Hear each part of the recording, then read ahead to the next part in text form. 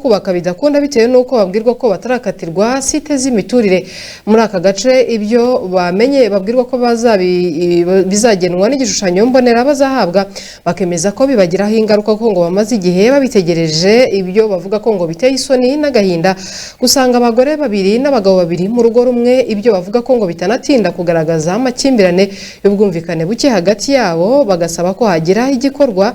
Ikibazo mu mujyi wa Kigali bavuga ko ngo ibijyanye n'imiturire uyu mwaka ugomba kurangira bikemutse, nk'uko babiganirije Nsengiyumva Gisa Steven ku buryo burambuye. Mu duce dutandukanye tugize umurenge wa Jari, abaturage bavuga ko nubwo ari urubyiruko rufite ubushobozi bwo kubaka inzu zo kubamwo n'imiryango yabo, igihe bashatse kubaka batabyemererwa kubera ko igishushanyo mbonera cy'imiturire ngo kuko izo site zitarakatwa bigendanye n'icyerekezo cy'umujyi wa Kigali. Kutemerewe ngo babanze inzu z'akajagari, ntabwo bari bakiduha, ntabwo cyahagera.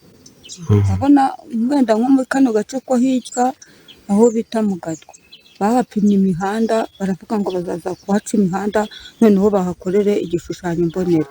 Ubwo rero iyo mihanda ntabwo bari iyo wubatse inzu barayisenya, nta muntu wubaka.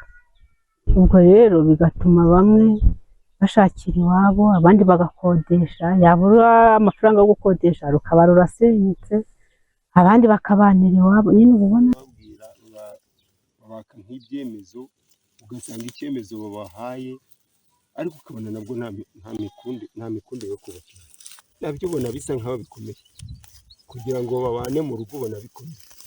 Kuko nk'umusore hano hirya hari umusore washatse umukobwa yamuteye inda mu gasozi, amaze kumutera inda ubu yaje babana hariya mu rugo, ugasanga nabyo ni ikibazo. Yakubaka ariko ukabona wenda ubushobozi yabona, ariko ukabona batabakundira kubaka. Kandi imyandiko batubwira ati igishushanyo mbonera cyarahageze kirahari, ariko amaso yaheze mu kirere.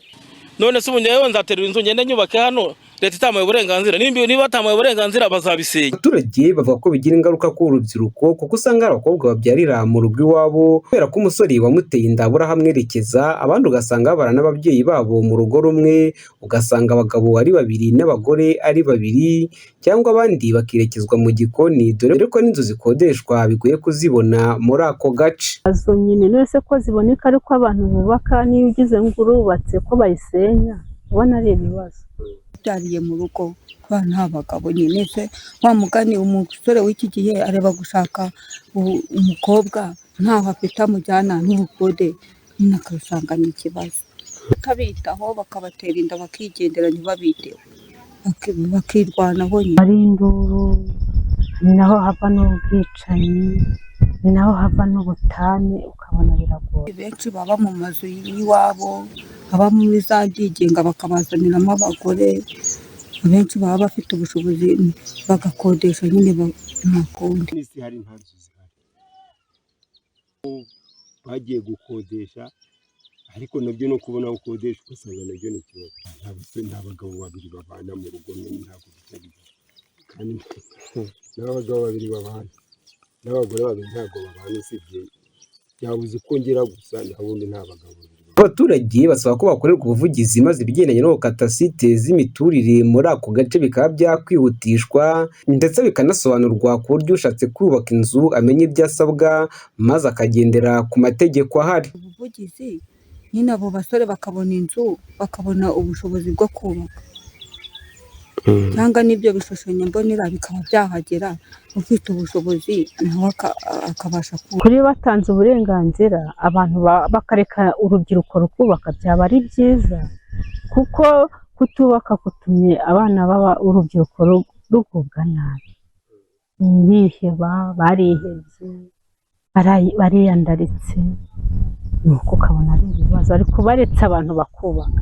Umuyobozi wungirije ushinzwe ubukungu n'imibereho myiza mu mujyi wa Kigali, Urujeni Martine, avuga ko uyu mujyi ukomeje kwegereza abaturage serivisi zijyanye n'ubutaka n'imyubakire bishingiye mu kunoza imikorere myiza ndetse n'icyerekezo cy'uyu mujyi. Mu nteko z'abaturage ubu ngubu mu biganiro bitangwa no mu bibazo tugenda twakira by'abaturage, tuboneraho umwanya wo gusobanurira abaturage icyo ako gace kagenewe n'ikigomba kuhakorerwa, tubakangurira cyane cyane kureka kubaka n'abadafite ibyangombwa, kubaka mu kajagari.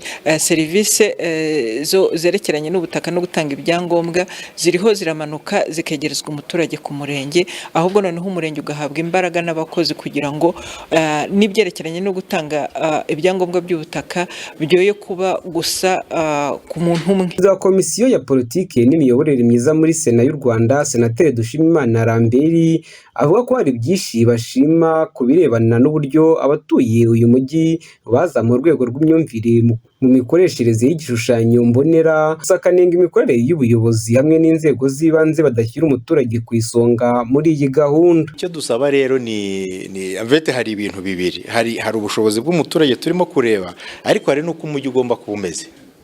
Imiterere y'umujyi, umujyi wa Kigali twifuza, tumaze kubonera ibihembo byinshi. Icyo rero dushaka ni uko mbere y'uko hagira igitegurwa umuturage abe yakimenye. Niba bamubwiye bati aha ngaha uri turifuza ko hamera hatya kubera impamvu runaka, ntibabimubwire hakiri kare, babimubwire hakiri kare. None n'utabizi twababwiraga ngo nimugere hasi cyane no mu midugudu, mukorane n'abari abantu b'inzego z'ibanze bari hasi, ku buryo igishushanyo mbonera umuturage akibona agahita we yibona.